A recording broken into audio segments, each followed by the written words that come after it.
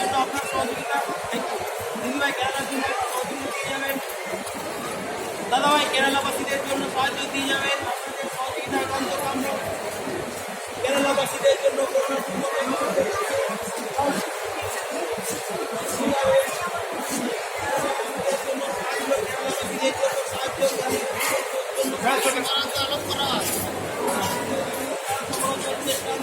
আপনাদের সহযোগিতা একান্ত কাম্য।